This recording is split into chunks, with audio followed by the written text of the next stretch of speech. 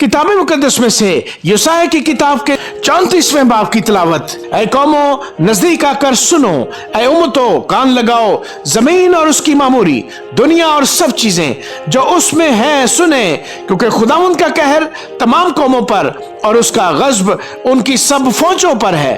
उसने उनको हलाक कर दिया, उसने उनको ज़िबा होने के लिए हवाले किया और उनके मकतूल फेंक दिए जाएंगे, बल्कि उनकी लाशों से बदबू उठेगी और पहाड़ उनके लहू से बह जाएंगे और तमाम अजरामे फल गुदास हो जाएंगे और आसमान तुमार की मानद लपेटे जाएंगे और उनकी तमाम अफवाज ताक और अंजीर के मुरझाए हुए पत्तों की मानद गिर जाएंगी, क्योंकि मेरी तलवार आसमान में मस्त हो गई है। देखो वो अदूम पर और उन लोगों पर जिनको मैंने मलाउन किया है सजा देने को नाजिल होगी।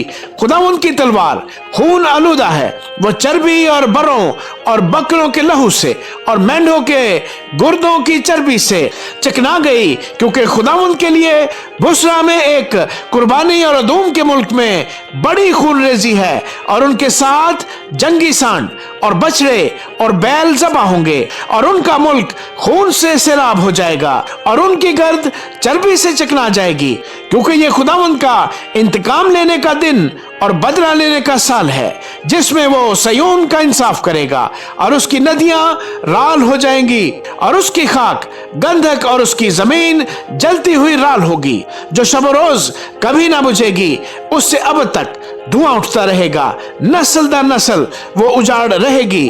अब्दुल्लाबाद तक कोई उधर से ना गुजरेगा, लेकिन हवासिल और खारपुस्त उसके मालिक होंगे। उल्लू और कौवे उसमें बसेंगे और उस पर वीरानी का सूत पड़ेगा और सुल्तानी का साहुल डाला जाएगा।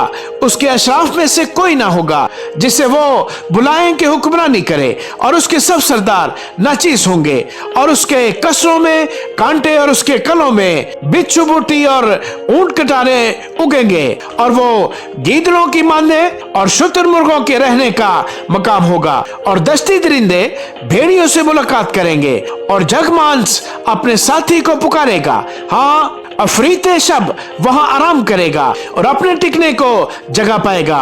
वहां उड़ने वाले सांप का आशियाना होगा और अंडे देना और सीना और अपने साया में जमा करना होगा। वहां गिद्ध जमा होंगे और हर एक के साथ उसकी मादा होगी। तुम खुदावंद की किताब में ढूंढो और पढ़ो, इनमें से एक भी कम ना होगा और कोई बेजुफ्त ना होगा, क्योंकि मेरे मुंह ने यही हुक्म किया है और उसकी रूह ने इनको जमा किया है और उसने इनके लिए कुरा डाला और उसके हाथ ने इनके लिए उसको जरीब से तकसीम किया। सो वो अब तक उसके मालिक होंगे और पुश्त दर पुश्त उसमें बसेंगे। आमीन।